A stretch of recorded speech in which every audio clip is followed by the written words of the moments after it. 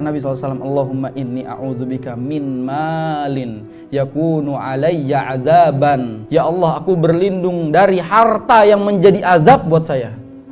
Harta bisa jadi azab nggak Pak? Bisa nggak? Lah orang kita aja mati nggak ada harta, kok jadi azab? Jelas harta itu bisa jadi sumber nikmat, bisa menjadi sumber azab. Itu yang Nabi SAW katakan, tidak akan melangkah kaki kita di hadapan Allah sampai kita ditanya, dari mana kita dapetin harta dan dikemanakan harta yang Allah SWT titipkan. Jadi kita dapatnya dari mana, itu ditanya. Dan kita kemanakan, itu juga ditanya. Maka dalam hal ini harta bisa jadi azab. Contohnya apa? Harta yang haram itu tidak akan menjadi sumber kehidupan bagi yang makan. Uang hasil yang haram itu nggak akan menjadi daging, karena semuanya akan kebakar hangus oleh Allah Subhanahu Wa Taala dari hal-hal yang lain, keburukan-keburukan yang lain. Kita dapetin uang misalnya, dan uang ini statusnya haram. Maka jangan sampai uang haram ini masuk kepada perut kita, apalagi masuk kepada keluarga kita. Na'udzubillah min dzalik. Maka dalam hal ini, harta ini harus diperhatikan dari mana kita dapat, dan jangan bermudah-mudahan. Maka Nabi SAW katakan, apakah? La yubali min aina akhadh. Banyak di antara kita tidak peduli dari mana harta kita dapatkan. Amin halalin, amin haram. Dari yang halal apa dari yang haram. Bahasa zaman sekarang apa? Nyari yang haram aja susah, apalagi nyari yang halal. Ini bahasa seperti ini, itu menyulitkan diri sendiri.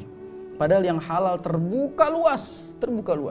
Allah SWT selalu mengatakan, famshu fi manakibiha wa kulu mir rizqi.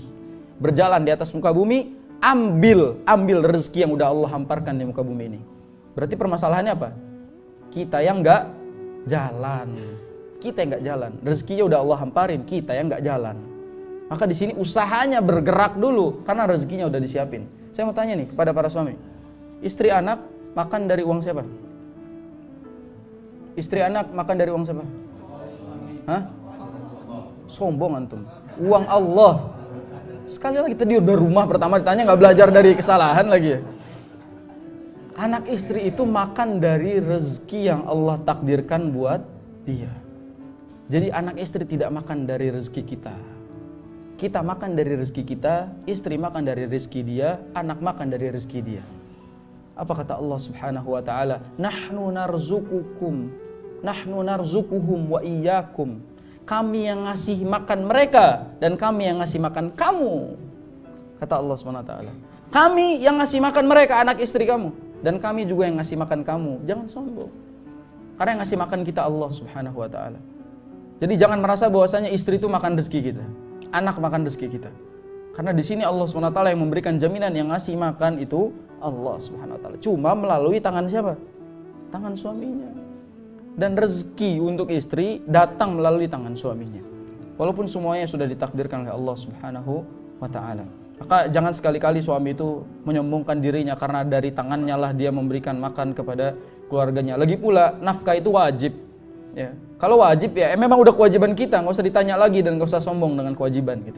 Jadi nggak usah ngebangga-banggain kewajiban, bangga-banggain kelebihan. Kalau ada lebihnya itu yang dibanggain. Ini nggak ada lebihnya, pas-pasan mulu setiap bulan bangga-banggain lagi gitu kan.